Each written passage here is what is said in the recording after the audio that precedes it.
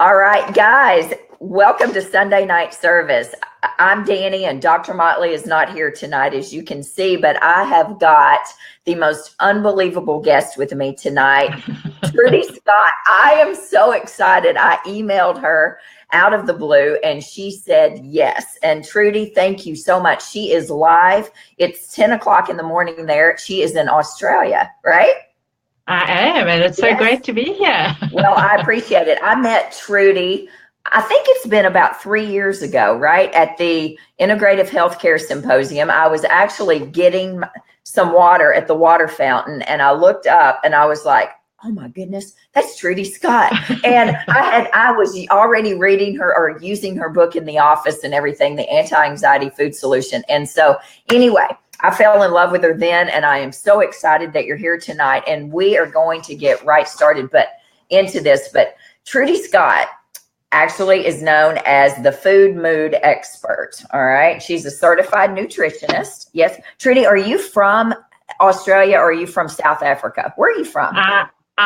Was actually born in Zimbabwe, but I grew up in South Africa, and then I spent 20 odd years in America, and then I just moved to Australia recently. So it does get a little confusing. It does get a little confusing. Okay. So she's a certified nutritionist, and she is on a mission to educate and empower anxious women across the world. And actually, Trudy, I added that on there, so that they can find nutritional solutions for their anxiety and stress. She is known actually for her expertise in the use of targeted amino acids. The social anxiety condition Pyroluria, which I'm so interested in, and the harmful effects of benzodiazepines, which we know is a worldwide problem. She's the author of the Anti-Anxiety Food Solution, right here, which is one of my all-time favorite books, How the Foods You Eat Can Help You Calm Your Mind, your anxious mind, improve your mood, and end cravings. She's the host of the world famous Anxiety Summit. I love that summit. And it's now in its fourth season, right? Fourth season, correct. Right?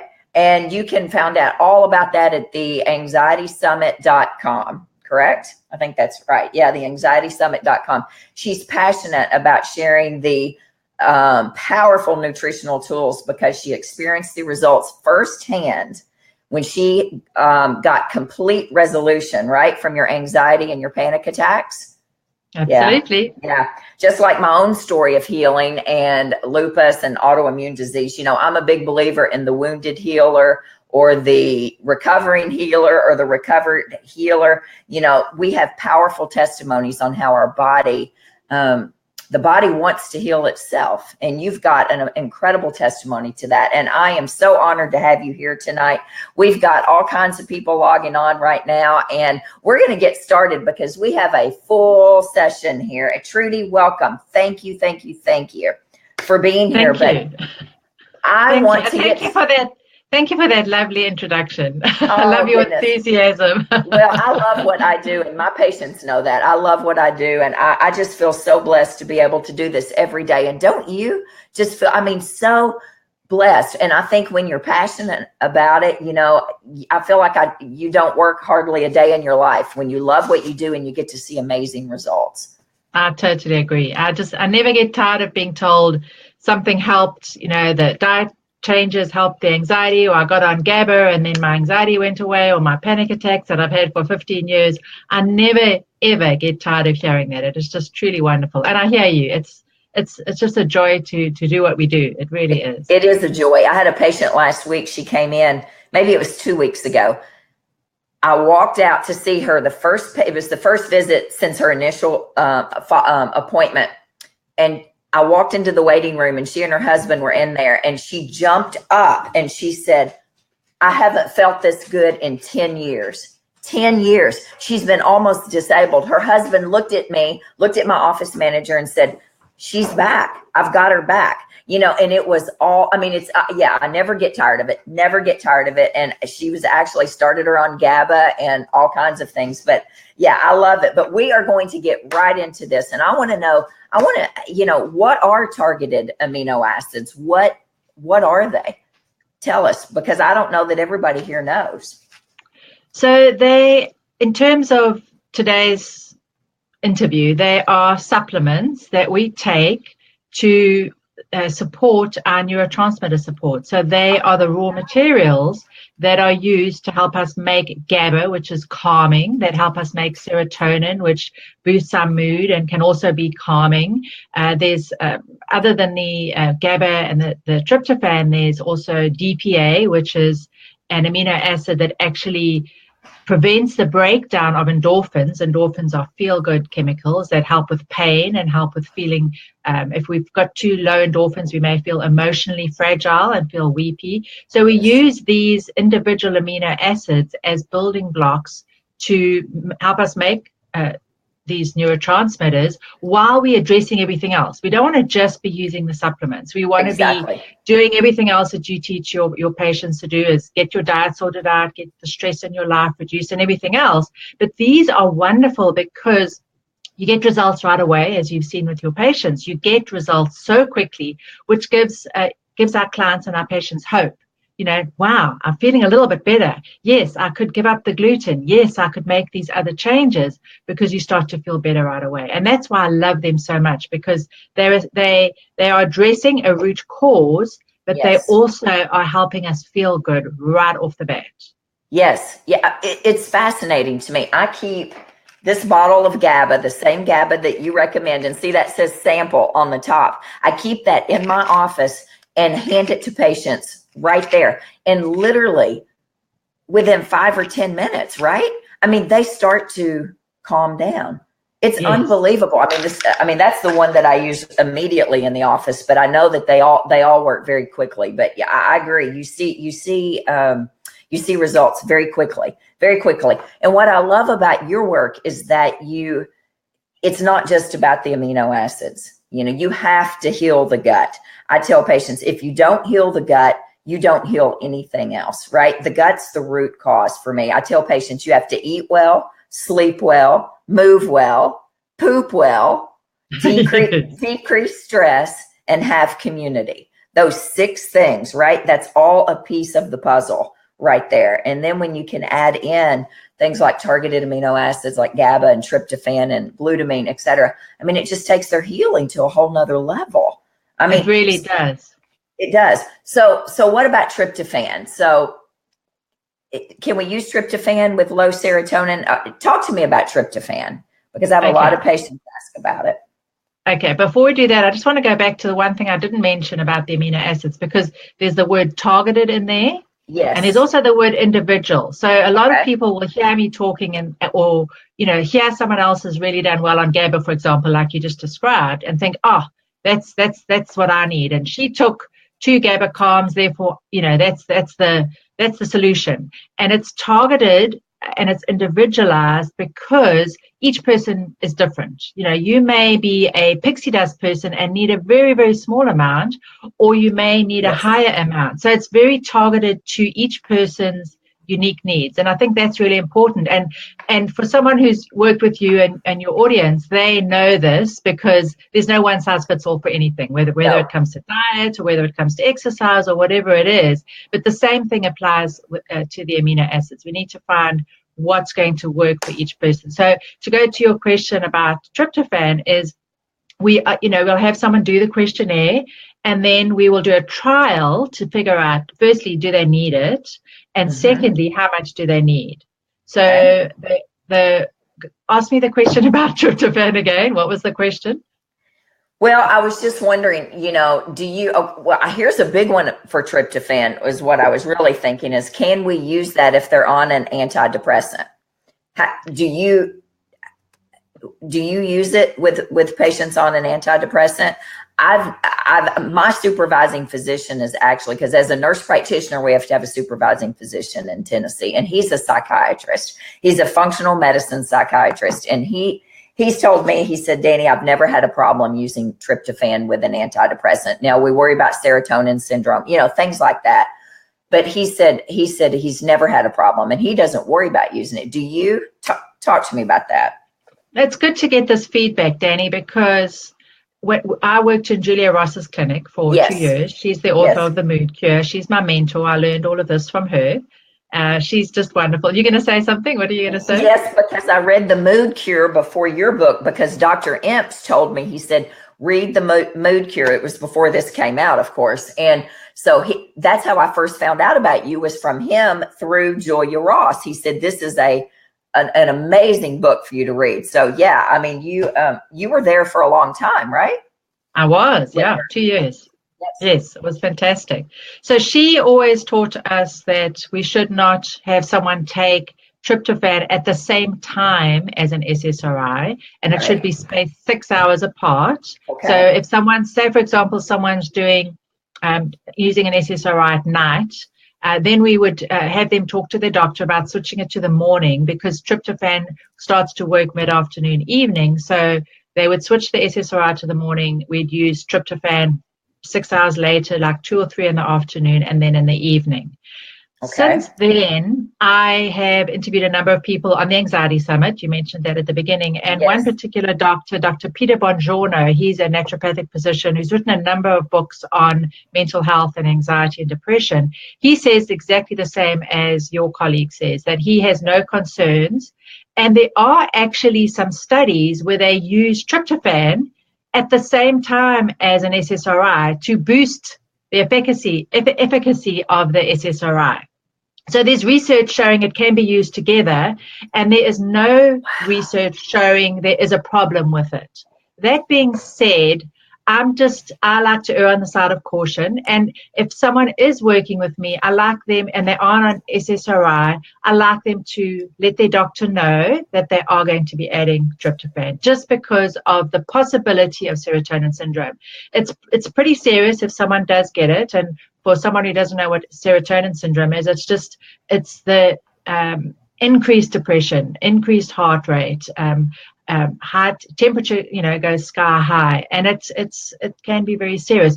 All the documented research, as you probably are aware, Dani, is on medications causing serotonin syndrome. Yes. Correct? Yeah. Yes, that's correct.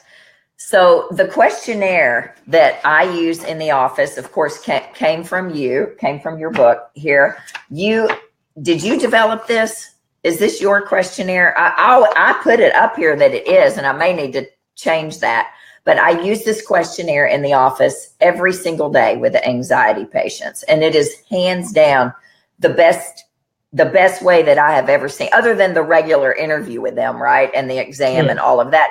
I mean, this is spot on for amino acids. Yeah, and I use it with every single client as well, because that's my focus, is addressing the brain chemicals at the same time as addressing everything else, because it just makes it so much easier. So to answer your question, it is my questionnaire that I developed based on the work that I did with Julia Ross. So working in her clinic, I used her questionnaire, and then as I started to work on my own, I would get someone ask a question about something. So we added to the questionnaire, we adjusted the wording. So, I want to give credit to Julia Ross, but it's what I've created as I've worked with clients, and it grows, it changes all the time. I learn from my clients all the time, and we're adding to both the amino acid questionnaire and the Pyroluria questionnaire, because there's just so much that we have to learn still. I don't have the Pyroluria questionnaire. I need to get that. But this questionnaire, is this available online or in your book? Yes. Where is it? Because I can't remember where I got this from. So for those of you that are watching and you're not patients of mine. Okay, so in the book. It's in the book, and it's on my blog, and we can share a link to it in the Facebook Live afterwards. Yeah. Okay, guys, because you will absolutely. I feel very confident in somebody taking this without a professional, and really being able to target in on what possibly you need. I do. Yeah, I think it's that great. Well, okay, tell us a little bit about, because we're talking a little bit about serotonin. What about 5-HTP? And serotonin. So when would I use 5-HTP maybe over tryptophan? I I like 5-HTP. I use it a lot in the office. I don't know which one you use, but I use your tryptophan that you recommend, the Litke, and I know you had yours there as well, because I think this is fantastic. And I'm not quite sure why you love this one, but this is the one that I use because you said it several years ago, but it works absolutely fantastic. But when would I use 5-HTP maybe over tryptophan? So they both with tryptophan. Both, you can use both. Yes, that's a great question. So they both support serotonin production. I just over the years of using it have found that I favor tryptophan simply for two reasons. Firstly, it's closer to a food. So that's why I like it. But the brand is important, and I'm not affiliated with Litke. I just have found them to be very, just work really well. I've had a number of clients who maybe came to work with me and they were using another brand, and then we switched to the tryptophan and their results were better. And I have actually had a few instances where someone didn't feel great on other brands. So, quality is really important when it comes to tryptophan.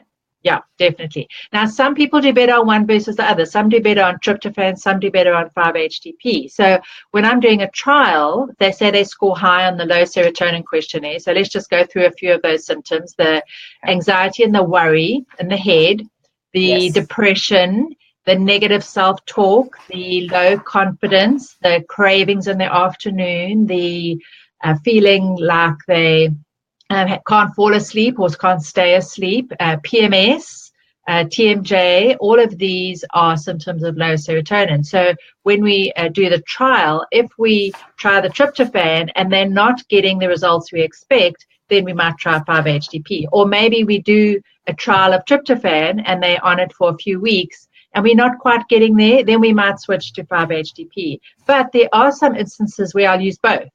Because someone may do well with 5-HTP in the daytime, but they may do better with tryptophan at night.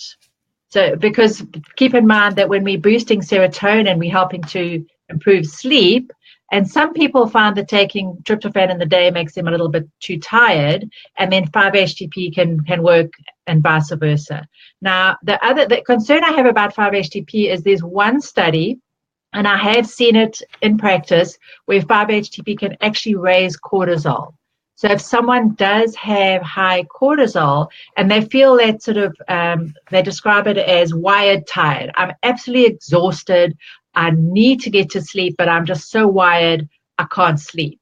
Then I would not use 5-HTP and I would use tryptophan. Okay, I didn't know that. Well, I used 5-HTP because one time Dr. Oz put something out about 5-HTP and sugar cravings, and I don't remember what all. And I tried it in the daytime with a meal. I was so sleepy. It makes me sleepy. I can't take that during the day at all, 5-HTP. And I know a lot of people probably can, but for me, it would probably be good at night. For me, but I mean, I don't have anxiety, so I was just trying it for sugar cravings. But I didn't know that about cortisol. Okay, so that's good. That's good to know. So tell me what you use. Do you use both tryptophan and 5-HTP? I do use both. Well, I don't use them both together. I haven't, or that I'm aware of. I don't know if my patient, I haven't personally asked my patients to use both together. I use one or the other, and I never know exactly when. I tend to go more towards tryptophan is what I tend to do. I used way more tryptophan than I do 5-HTP. Maybe a patient came in already on 5-HTP and we continue on. They're doing fine, but I use a lot more tryptophan. I do. Okay. I do. And do you work with kids as well? I do work with kids. We have a fair amount of kids in the office. I used to do a lot of baby stuff, baby, toddler, and all of that. Now, really pretty much the youngest I have in the office is probably seven or 8. And then I work with a lot of teenagers in the office. And I can tell you, I know this is nationwide. It's not just in Nashville, Tennessee. I have a tremendous amount of anxiety with these teenagers in the office. I work with a lot of teenage girls, and this questionnaire is with every single teenage girl. And, the stress that these kids are under now, Trudy, haven't you seen it? It's unbelievable. And I don't know what it's like in Australia. I don't know what it's like. Bad. Oh, really it's bad. just, you know, you can't be a normal kid anymore, you know, and so much anxiety and, you know, suicidal thoughts and so much going on. It's unbelievable. It's unbelievable. It really is heartbreaking. It is heartbreaking. And really I've got a lot of kids teenagers who they get permission to take GABA to school with them. I have them, you know, I write them a note and they take GABA with them. And when they get stressed out, they take some GABA, you know. I mean, it's just sad, but trying to get these teenagers in order together before they head for college, right? And then they go to college and their diets go haywire and they don't have mom there or dad there to try to help with things. Yeah. So, and then I get them back on the first semester, and I'm sure you see that too at Christmas on the first semester, come back and they're really struggling. But yeah, it's unbelievable. But I want to ask you a question. I want to ask you a question about collagen, because I use a tremendous amount of collagen in my office. I use Vital Proteins. Now, I know that collagen, I know we're talking about all collagen, but I use a lot of collagen. And then I read this post and I shared it. And it was probably a couple of months, I don't remember when it was. It may have been 6 months ago when you shared a post about using collagen and possibly increasing your anxiety. Is that correct? It is. I can't remember what I read exactly, but I shared it and I was like, oh my gosh. And it was so amazing because I had a brand new patient. She was brand new. She was she is in her 70s, tremendous amount of anxiety. And on her supplement list was collagen, and her anxiety had ramped up recently. And she was telling me this, and her daughter was a patient of mine. And I just happened to say to her after I saw this post, I said, has your anxiety gotten worse once you started your collagen? And you know, it did. And I didn't know about this. Tell me, what are we looking for here? Yes, this is so interesting because collagen and gelatin are sort of, you know, growing in popularity. And for about a year, I was watching this and thinking, you know, there's something amiss here, because I remember looking at some of the research where they actually cause low serotonin in people. They deplete their serotonin. They're called serotonin depletion studies, where they deplete someone's serotonin so they can see how, you know, the symptoms they have and how SSRIs work. So this was done for medication research. And then there was some recent research, probably in the last 5 years, where they actually used gelatin and collagen to do the same thing. Now, this protein, I wouldn't call it a protein because it is missing tryptophan. You know, we need tryptophan. And if you give someone something that does not contain tryptophan, it can lower your serotonin levels. So I thought, I need to ask my community. And as I said earlier on, I learned so much from our community. So I did a post on Facebook and I said, anyone taking collagen or gelatin noticed insomnia, increased anxiety, or increased depression since taking it? And I just got this slew of responses. Wow. Then I did a blog post about it. And on a weekly basis, I get someone saying, I started taking collagen, and I've started feeling increased anxiety, or I started having sleep problems. I Googled it and I found this article. Thank you for shedding some light on this. So it's a very real problem. Now, the interesting thing is, Dani, is that for some people, it's not an issue. For some people, it's a definite issue. I would say probably about a third of them, it is affecting them. And then there's another subset, or actually a very small subset, probably 5 or 6 people have said they feel like they've got high serotonin, and using the collagen or the gelatin brings their serotonin back to normal, which is fascinating to me. Wow. So, wow. Yeah. And I've been asking people who've been commenting on the blog to please share what the history is. You know, for some people who are prone to anxiety and depression and maybe prone to low serotonin, they seem to be affected at higher rates. The other thing is, if they've got a history of SSRI use, they seem to be affected. And I did pull some research that showed some of these connections. The other thing that is, when was the other thing that was quite common? Then a number of people who are already on tryptophan, they happen to be on it, did not get the symptoms. So is that balancing things out. And there is one collagen company that actually adds tryptophan to their product. Oh, really? So, yes, which is a good and a bad thing, because maybe the people who don't need that support are now getting extra tryptophan. Yeah, true. Or maybe they need more and they're not getting enough, or maybe it's too much for their needs. So I'm in favor of seeing how you feel on it. Right. And then if you notice something, then look at the low serotonin questionnaire and possibly add in some tryptophan support, because it may be depleting your, and as soon as you notice something, do something about it. Don't wait until it gets bad, because some people have been on gelatin or collagen for 3 months and they're just getting worse and worse and worse, like your patient was describing. Yes. And they don't realize what it is, and then they tie it back to this. So I think it's, now we don't know for sure if it is only serotonin. A few people have said it's definitely not serotonin, it's got to do with glycine. It may be the glycine that's an issue. We know that collagen can be a trigger for some people with histamine issues. We know that collagen can be an issue if you've got high oxalates. So it could be one of the above. And the easiest way to figure out if it's serotonin is to add in some serotonin support in the way of tryptophan or 5-HTP and see what happens.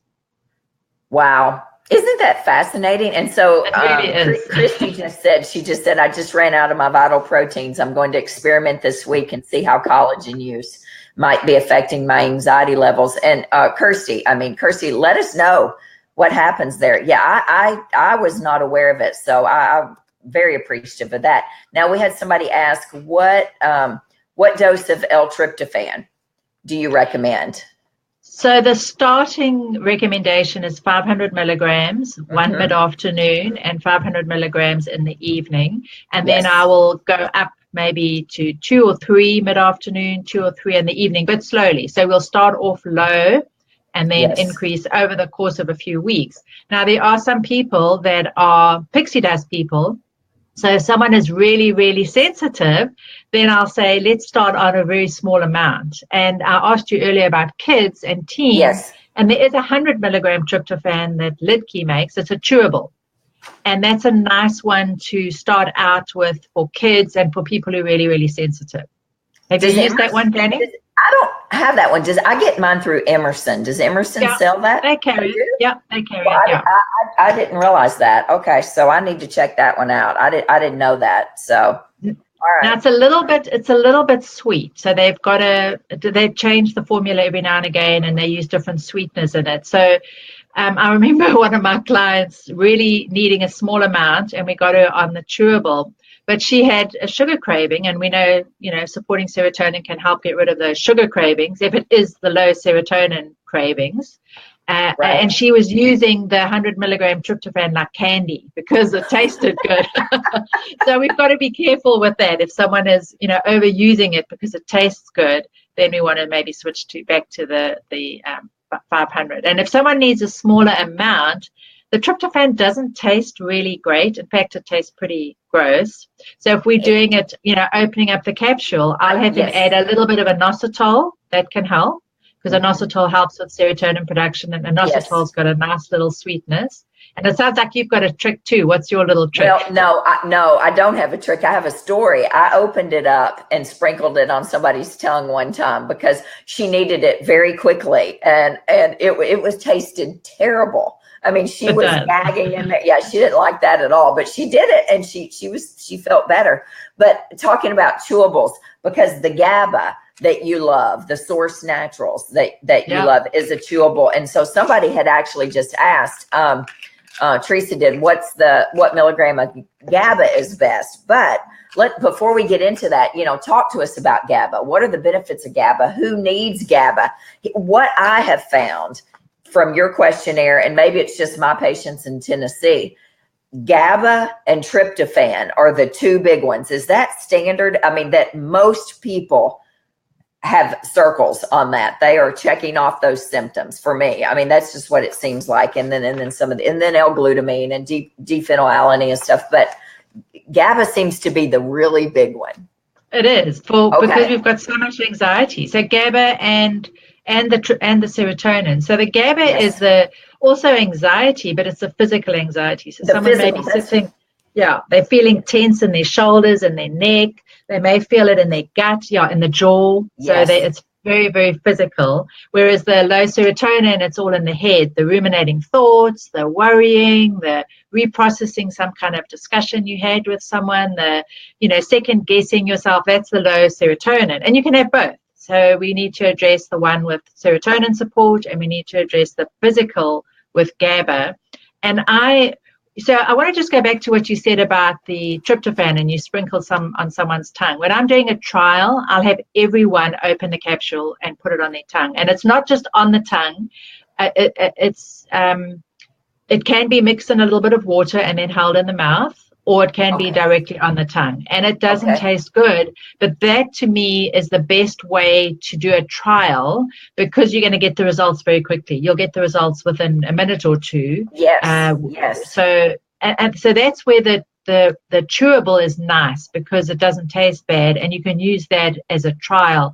It's just if someone's going to do 100 milligrams of the chewable for a trial, and then they need 500, they're going to be chewing 5 of those every time, which may work for some people, but it may be too much for others. And it does contain, I can't remember what sugar they've got in it right now. So doing a tryptophan trial with inositol, or maybe in a little bit of banana, can be okay as well, because it doesn't taste too bad. Yeah. Okay. Yeah. All right. But going to GABA, I also love the GABA Calm. It's Source Naturals. It's something you can buy over the counter, and it's sublingual. So you just hold it in your mouth and you suck it. And I take this everywhere with me, because if I meet someone who's feeling anxious, I like to talk about it and give them a sample and let them try it. And you mentioned how you like to let people try it. It's just really, really great. Yeah, that's a good idea. Well, I took one right before. I took a picture. Actually, I'll share it with you guys. I took a picture of me to eating. I don't have anxiety, but I got a little wiggy right before this. So I took a GABA. and it worked fine. So, yeah. Well, I just flew down to a conference in Melbourne, the Bioceuticals conference, and I took this on the plane with me and I've been taking it on the plane with me the last few times I've flown, because I think it was, I'm wondering if it was coming back from that conference where I met you in New York City. We took off, flew to Denver, landed in Denver, and as we were leaving Denver, we had the most terrible, terrible turbulence. And it was terrifying. There were people screaming and parents telling their kids it's like a roller coaster, and people saying we're not going to die. And I had this young gentleman right next to me. He had just come out of some military camp, and he was terrified. He said they taught us how to go down in a ship. They didn't teach us how to go down in a plane. And it was really, really terrifying. And I remember feeling so scared. And if I had this with me, it would have helped me, in that kind of crisis situation. Yes. But let me just share the rest of the story of that, because I actually have needed GABA over the years, not necessarily for anxiety, but for other symptoms. So in this situation, that terrifying flight actually damaged my vagus nerve. And by the time, I got back to California and got a cold from flying and felt sick, and my throat was really bad, and I started to get, had a hoarse throat, and then the cold went away and this voice continued. I had these spasms. So it was physical spasms in my throat where I would talk and my voice would start to go like this, and I couldn't talk. So I was able to talk for maybe 10 minutes, and then my throat would sort of go into the spasm and I couldn't talk. And I thought, GABA works for physical tension. Maybe it'll help my throat.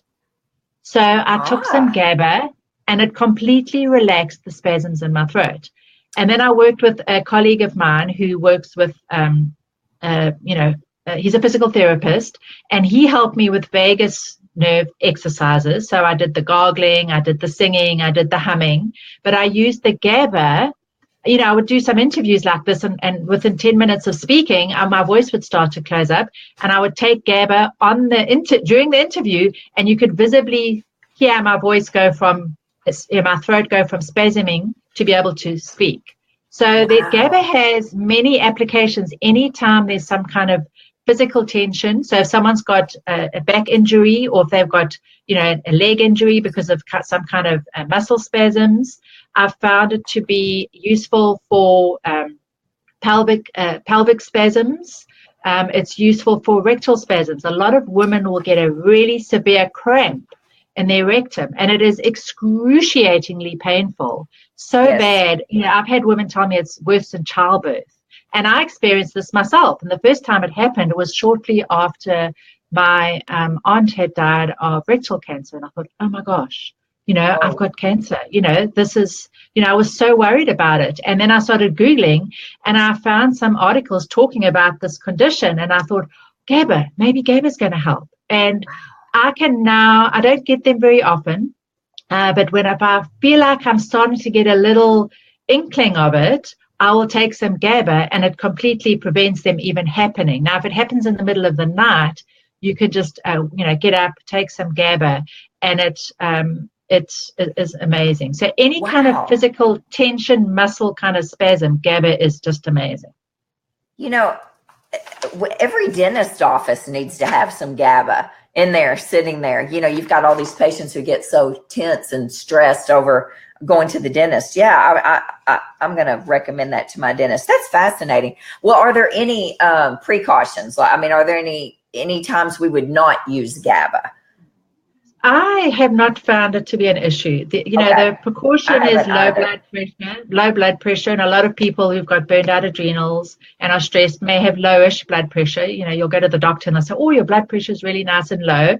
But I haven't found it to be an issue. And with any of the amino acids, if you take one of them and you have a reaction, you don't want to continue. I had someone recently comment on the blog saying, I did really well with GABA and 5-HTP for sleep, and then I found it wasn't working. And I remember you saying that tryptophan helps as well. So I got on some tryptophan, but I had a migraine the next day, and then I stopped it, and my headache was fine. And then I added it back, and I got a migraine. Should I push through? Should I continue? No, we don't want to do that, because that's telling you something's wrong. So if GABA makes you, or tryptophan or DPA or whatever it is, makes you feel lightheaded, if it gives you a headache, if you just feel too sleepy like you do, that's a clue that you don't need it, right? Or that something else is going on. And then earlier on, in the introduction, we mentioned, that the other area of my focus is education about benzodiazepines. So we see a lot of people being prescribed benzos for anxiety, and I'm totally against them. I don't think they should be prescribed at all, because they're just overprescribed and people are on them for way too long. And then there are these support groups that help people who have been on benzos and are trying to taper, and they are wonderful for offering the moral support and the emotional support. But a lot of these groups say no supplements and no GABA. And I think that is a disservice to people who are suffering, because if we can give someone nutritional support to help them through the taper, we want to do that. And if someone's hearing this and thinking, they want to quit their benzos, firstly, you don't ever want to do it cold turkey. It's got to be a really, really, really, really slow taper. But I like my clients to get nutritionally stable and sound before they even consider a taper. So we work on the diet, we get them gluten-free, we get rid of the caffeine, we get rid of the sugar, we start to support GABA, we support serotonin. Melatonin is very helpful for supporting someone going through a benzo withdrawal. Niacinamide, I interviewed Dr. Jonathan Prowski during one of the anxiety summits, and he has found that melatonin and niacinamide are very helpful for people tapering off benzodiazepines, and I have found the same. So we just need to find out, how we can support that person and nutritionally while they are tapering the benzodiazepine. So to answer your question, was a long answer about any issues with GABA, and definitely not an issue with the benzodiazepines. And then a lot of people are put on gabapentin. Yes. And I don't have a concern with GABA at the same time as the gabapentin as well. Okay. Wow. And that's another medication. That medication has a lot of similar side effects as the benzodiazepines. A lot of people find they have a hard time tapering, they build up tolerance. So if we can use the nutritional approaches, that's the important thing. And to me, if we can just educate people so they know they have these options, so if they get anxious, they don't think, well, the only thing I need to do is get on medications. Exactly. So what dose of GABA do you usually start at? Do you start at the dose right here, which is what? Is it 125? 125? Yeah. That's what Tracy, Yeah. and a couple times Yeah. a day, or? So the GABA can be dosed throughout the day. So if someone wakes anxious, they could do it first thing in the morning, and it would be, say someone's anxious, physically anxious all day, it would be first thing in the morning, mid-morning, mid-afternoon, and then evening. Now, some people can, this has a little bit of tyrosine in it, which counters the effects of the GABA. So if taking it in the day, you don't feel too relaxed. Some people can take the GABA calm at night, and it's fine. For others, that little bit of tyrosine is too much. And I've got, this is the other one that I found that I really like. It's GABA TSAP, and it's got 300. Pull that up a little. Up 300, a little higher. Yeah, there we go. Yeah. Okay. So it's got 300 milligrams of GABA, and it's got 150 milligrams of theanine. Okay. Now, 300 milligrams can be too much for some people. So they may need to open this and just use half of one and see how they feel. And now I want to just say something about opening capsules, because when I was working in Julia Ross's clinic, a lot of the capsules of the amino acids were made with gelatin, and you could just pop the whole capsule in your mouth and chew it, and the gelatin capsule would dissolve.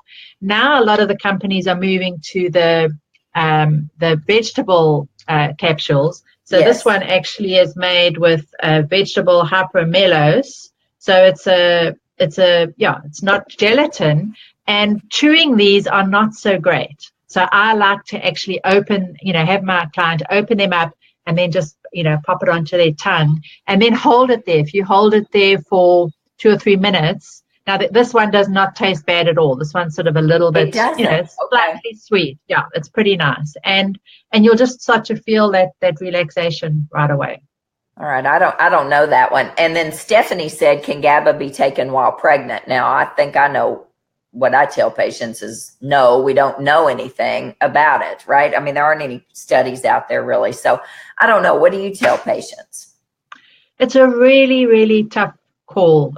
Yes. I say where there is no research on these, although there has actually been 2 studies on tryptophan and tyrosine when someone's breastfeeding, and they found that it doesn't go into the breast milk. So we do have that.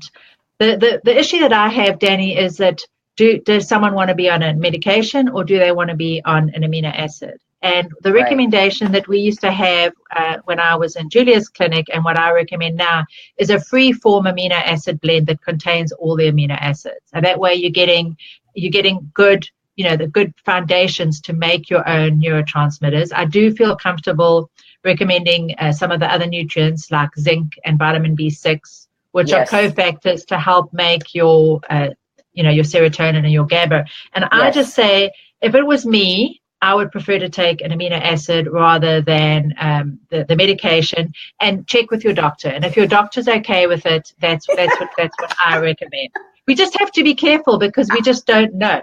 I know, but I have a hard time here with the other providers. They all say, come off your supplements, don't take anything, but here's your Prozac and here's your serotonin. I mean, here's your Lexapro. It's totally fine. I know. It's not. I know. It's not. I know. Research. We just need to mention some of the research. I was at one of the Anxiety and Depression Association conferences. It's a big sort of mainstream conference, and I like to go because, I've gone and presented posters there. I like to expose some of these practitioners to our world. They don't know about it. And I'm excited to see they're talking about biofeedback, and they've had some yoga presentations there. And I did a poster presentation on gluten, and I did a poster presentation on a case study. So there's interest. Practitioners are looking for better ways to help their patients and clients. But I did go into a presentation, and they were talking about SSRIs and saying, yes, there are these collateral damage, and I'm not okay with that. They talked about a study showing increased possibility of autism in kids where moms have been on an SSRI.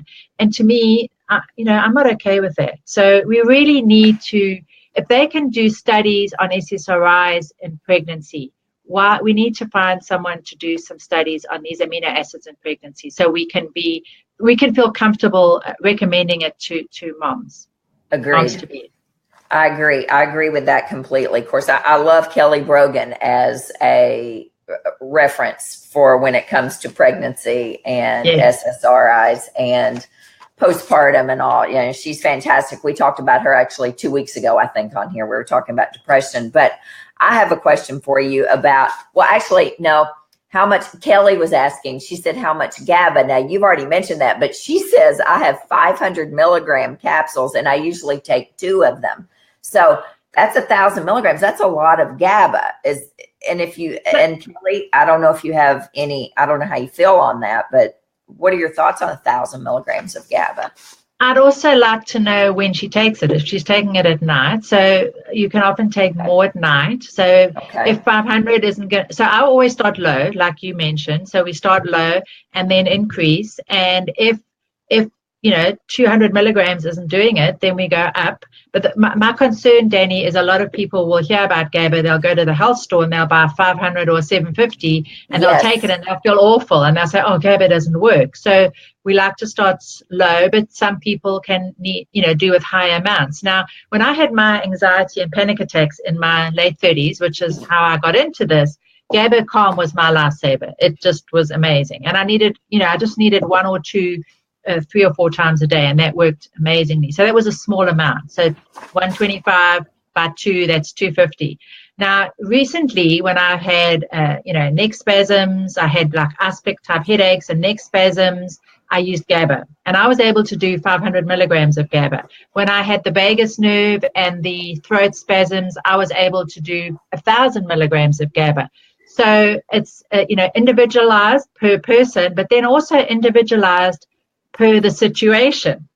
So it can differ. You might, you might think, oh, I could only take a small amount when I had the panic attacks, but maybe with some kind of muscle spasm, you can do a higher amount. So I think it goes back to what we said earlier, this biochemical individuality and targeted individual based on what you need at that particular time. Correct. And we haven't even talked about your story, because you were in your 30s. Is that right? When you started but you had not had anxiety or panic before that? I'd never had anxiety or panic attack. I was a rock climber. I was a world traveler. I backpacked through Europe, and then we came to America and we rock climbed all through, we bought a van and we lived in our van for a year, and we climbed in Yosemite and we climbed in at Red Rocks in Las Vegas, and we went up to Canada and climbed at Smith Rocks and Squamish, and I did ice climbing. I did these really adventurous things, and I wouldn't have considered myself an anxious person. But, in my youth, I had social anxiety, but I pushed through and I dealt with it. I thought I was, that kind of person. I'm strong and I can deal with it. So I had this anxiety and panic attacks in my late 30s, and it was because of stress. I was working in corporate America. I had burned out adrenals. I discovered gluten was an issue. My hormones were changing. I discovered heavy metals. I had been eating a vegetarian diet, and I was eating a lot of processed soy.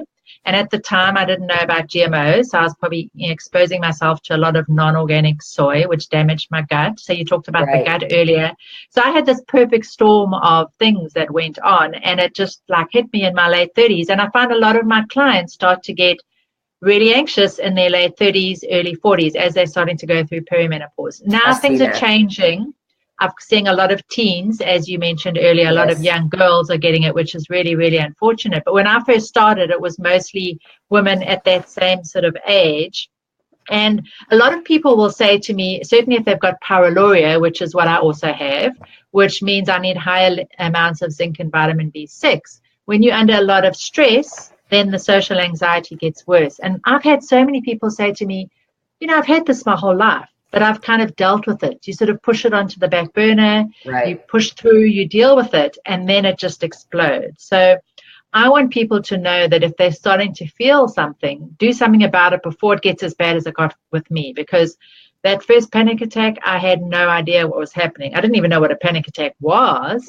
And it just hit me out of the blue, and I couldn't breathe, and I thought I was dying. And I had the hyperventilating, so I felt like I had to get some oxygen. But a few times I had this golf ball size feeling of a lump in my throat. And I remember going to the mirror and looking in the mirror to see if I had this huge, lump in my throat because I got this from the panic attack. It was terrible. But the GABA Calm was amazing. Well, first I tried theanine, and the theanine didn't really do it for me.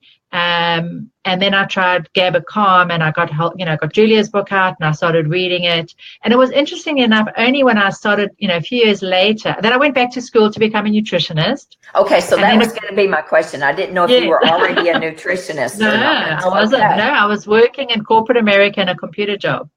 Really stressed out. There you go. Yes. And then I went back to school, and then I worked with a naturopath who helped me with the diet and the adrenal support and the hormonal support and everything. And I said to her, this world is amazing. I want to learn more. She said, why don't you become a naturopath? I said, I'm not so keen on the blood part, drawing blood and that type of thing. Right. But I love the nutrition part. She says, well, become a nutritionist. So I went back to school to become a nutritionist. And I was studying this while I was still in my corporate job. So, of course, I had that stress as well. But because I'd sorted out my diet and because I was using these nutrients, the adrenal support and the GABA, I was able to do both and became a nutritionist. And then I set my sights on working for Julia Ross because I thought I want to learn from the best. And I was actually living in Sacramento, and her clinic was in San Francisco, which was 2 hours away. Yes.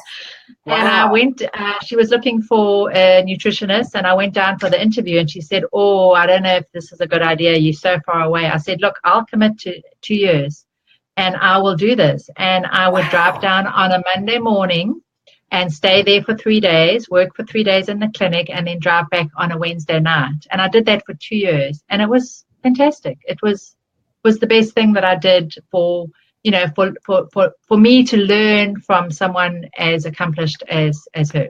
Well, it changed the whole trajectory of your life. I mean, it did. I mean, it wow. I didn't know that whole story. That's incredible. And then, I mean, between diet and sleep and exercise, and you already were exercising, and amino acids, I mean, you changed everything. So I want to talk about pyroluria for sure, but something I want to talk about, because I know I've got some people on here that struggle with this. A lot of my patients, and I'm always sometimes at a loss, they really have anxiety in the morning.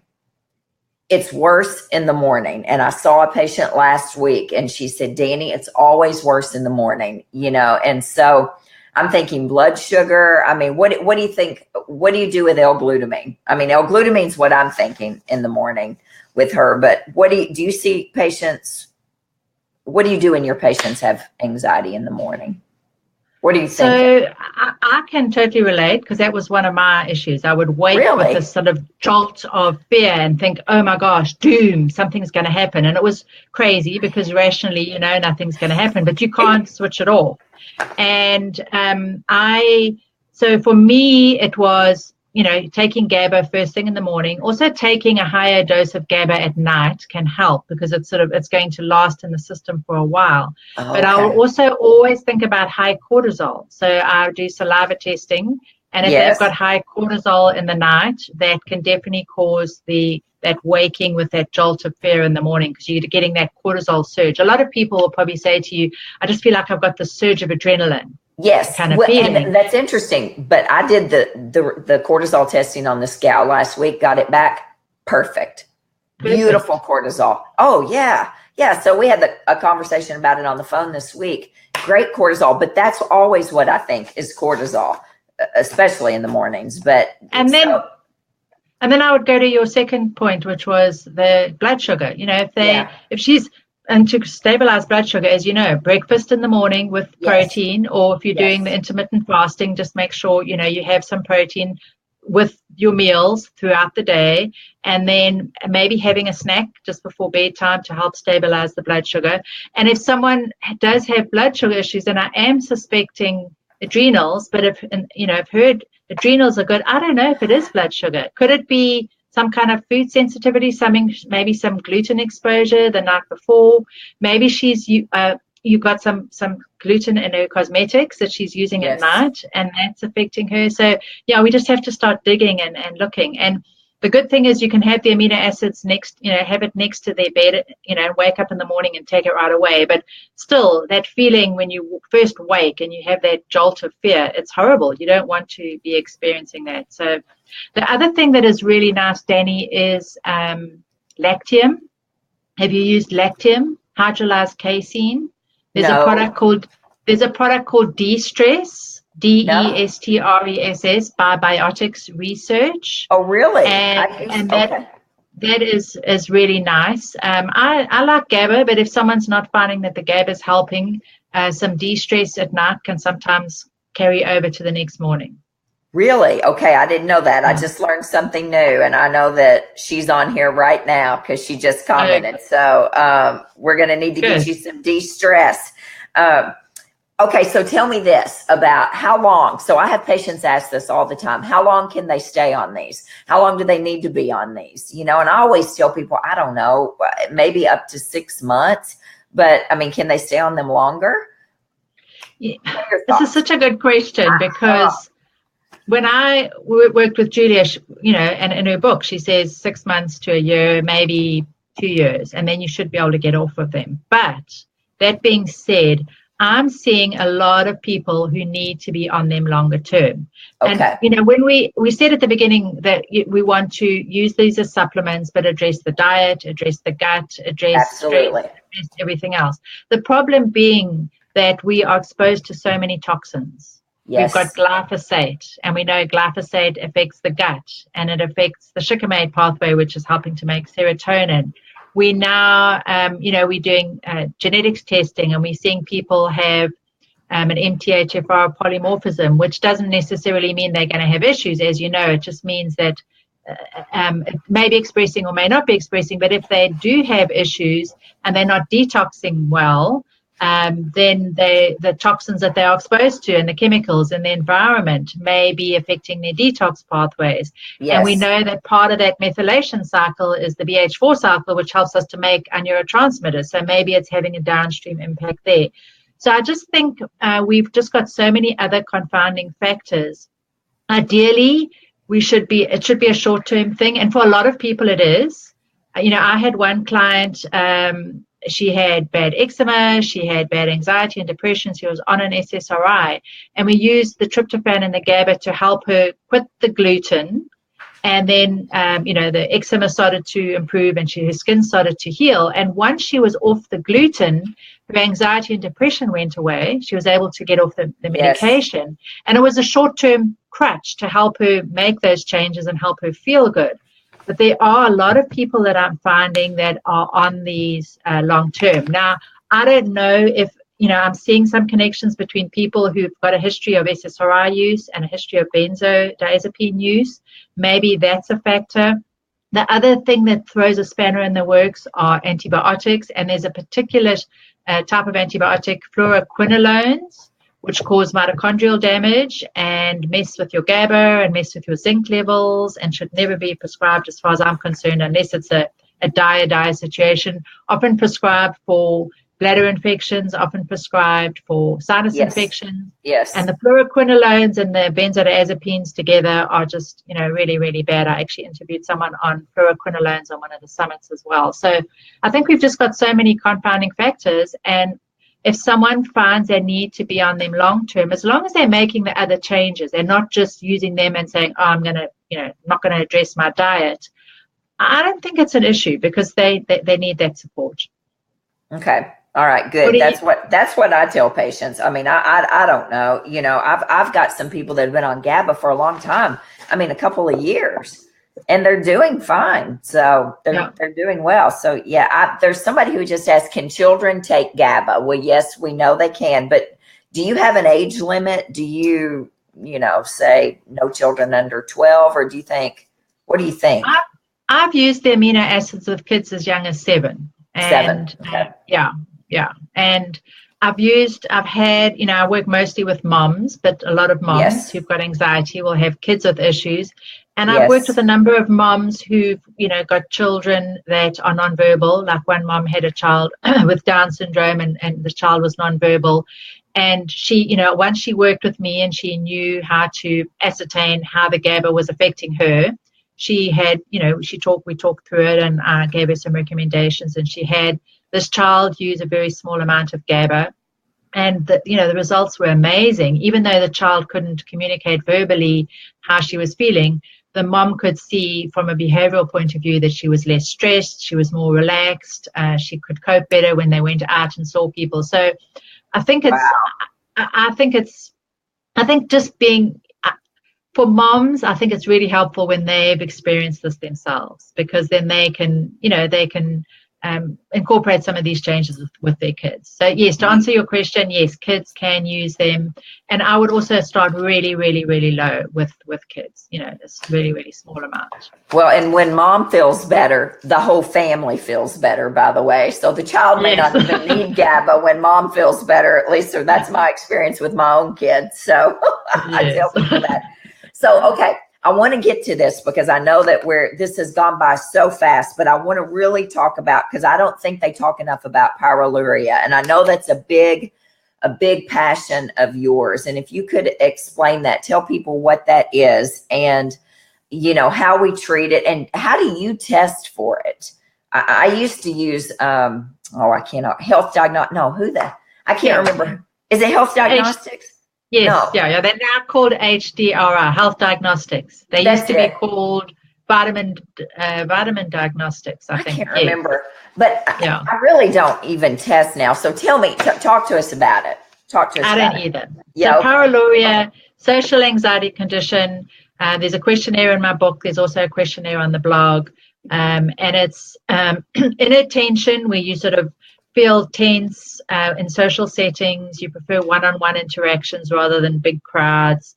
A lot of people will have depression. You can have joint pain, morning nausea, so not wanting breakfast in the morning, aversion for red meat, which is the low zinc, joint pain, connective tissue issues, poor dream recall. And this is all a questionnaire that was developed by Carl Pfeiffer in the 1970s based on doing research with people with schizophrenia and seeing that they had these clusters of symptoms. So a lot of people say to me, what's the deal about lookalike sisters? Because he found that people with this condition had lookalike sisters, or their moms, they looked like their moms, and all the girls in the family look very similar.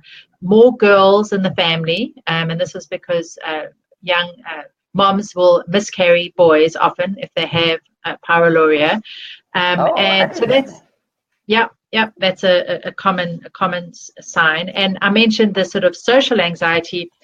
There seems to be a connection with introversion. A lot of half the population would consider themselves introverts, and a lot of people who are introverts get on the pyroluria protocol and they feel more social. And a lot of people will say, oh, don't change me, I'm an introvert, leave me the way I am.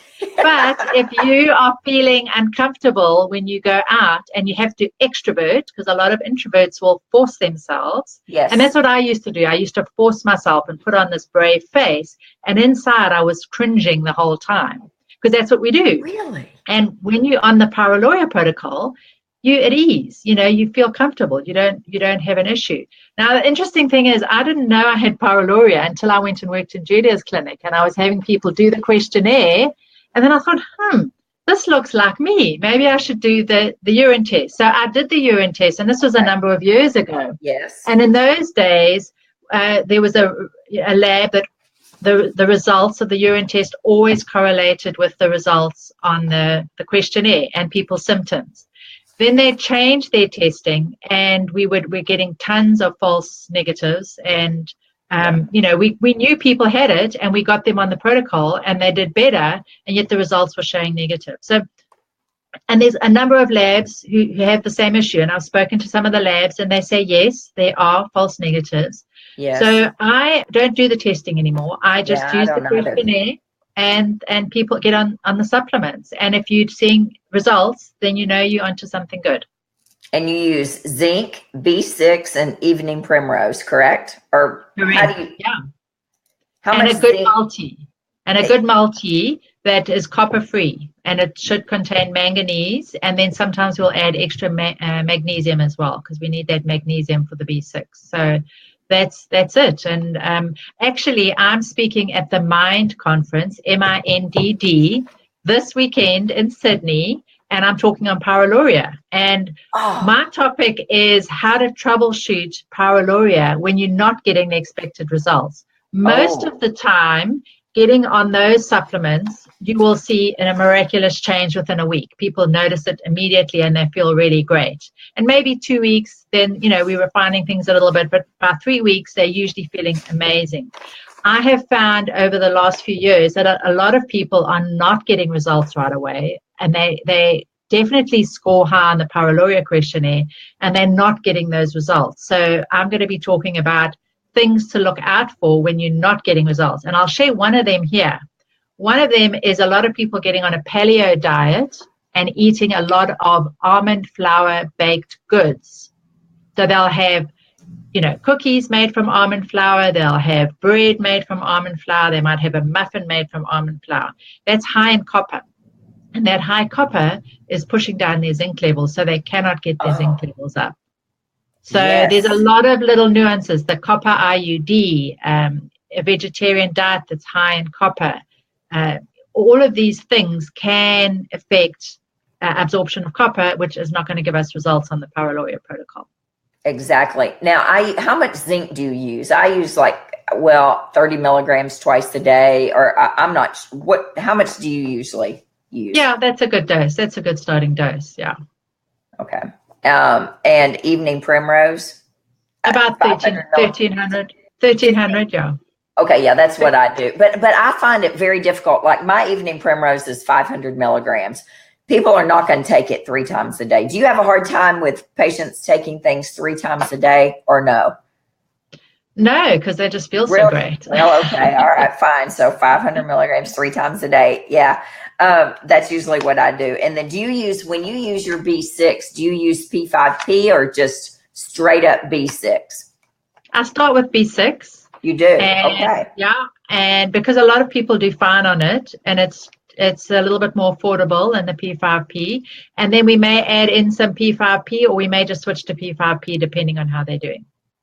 Okay. All right. Now, June Beard wants to know real fast here. What kind of diet do you recommend? Well, that's a loaded question, June. Now I don't know what Trudy says, but I am a huge fan of a standard Mediterranean diet. I just believe that this is the way the majority of the world eats, is a Mediterranean diet. Now, I don't know what you believe for anxiety. Do you have a certain diet that you like better than others? I've got everybody here is on a ketogenic diet. It seems like Middle Tennessee right now, and I've never done it. But when I was in Italy a few years ago, I was so impressed with the way they ate over there. Of course, they ate all the pasta, gluten, and everything they wanted, and everybody seemed fine. But what do you think? What do you? So I think, we've got to just say real whole food. That's just, definitely that. Now, my concern with the Mediterranean diet that you see in the research is they'll say low meat. And I traveled through Europe. I went through Turkey and Greece, and the lamb is a huge staple of the diet. So a lot of people will say Mediterranean and they'll exclude red meat. And there's research showing. Well, no, I grew up in Kentucky. I'm not excluding red meat. So okay, good. Yeah. So we just want to make that clarification.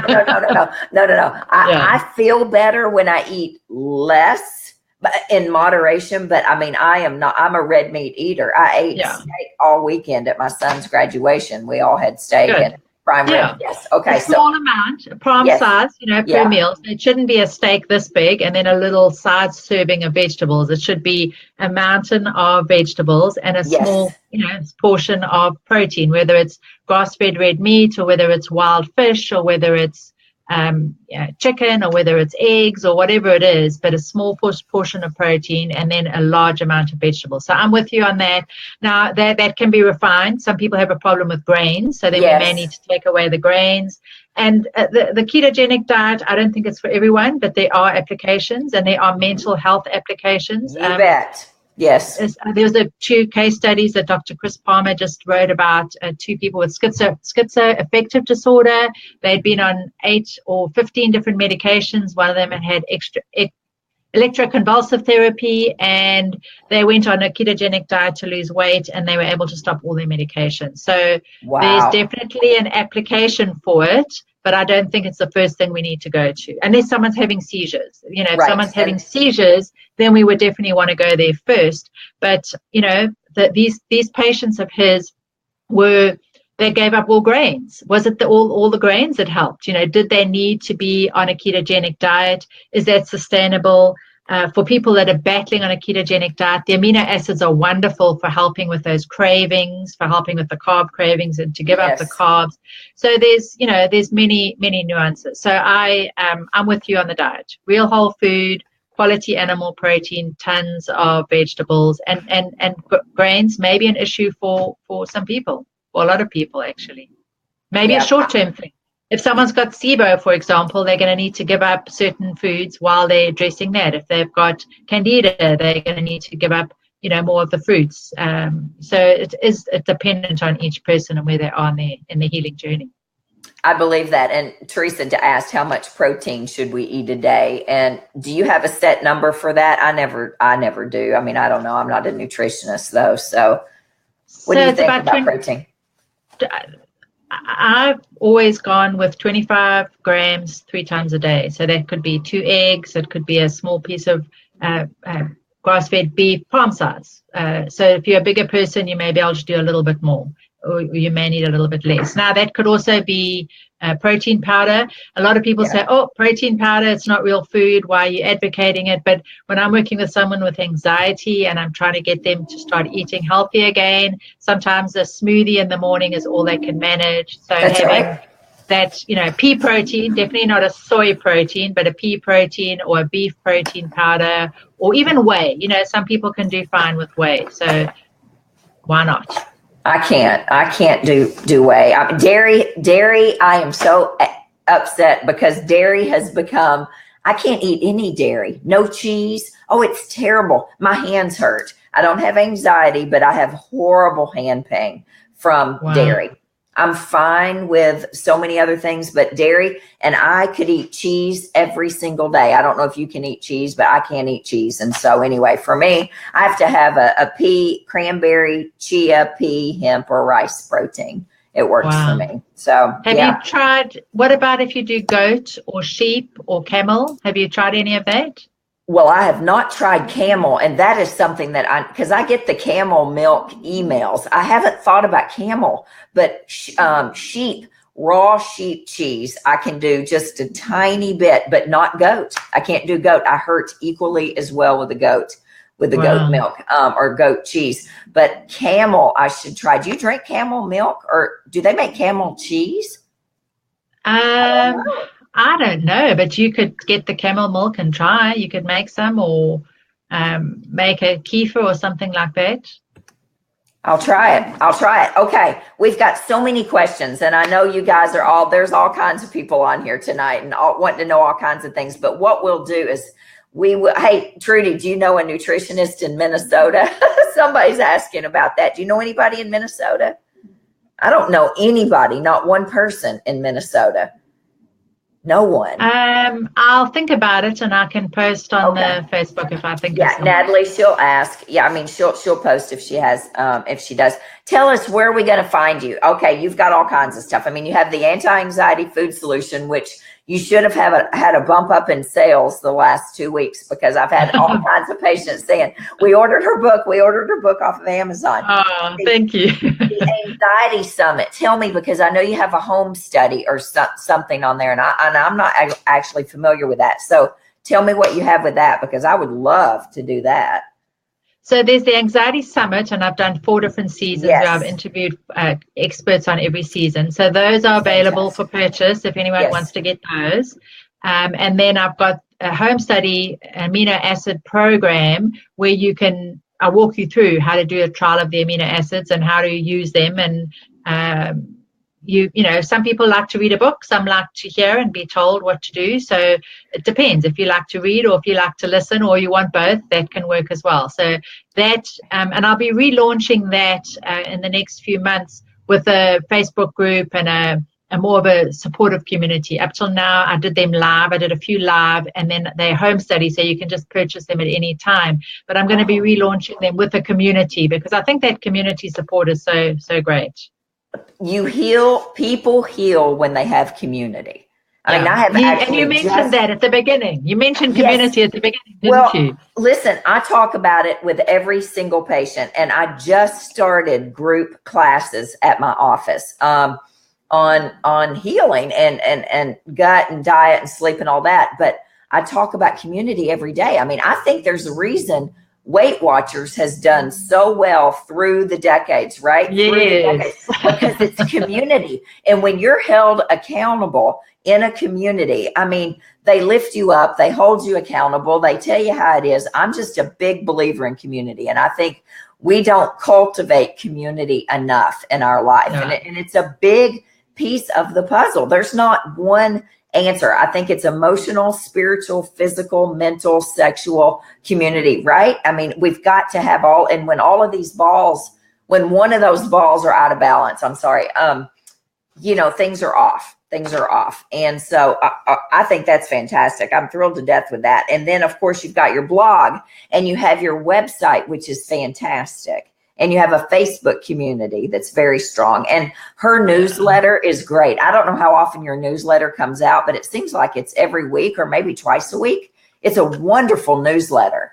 Thank you. I enjoy it because I get asked questions and then I'll do a blog post like the question about the collagen, and then I get feedback and then I do more.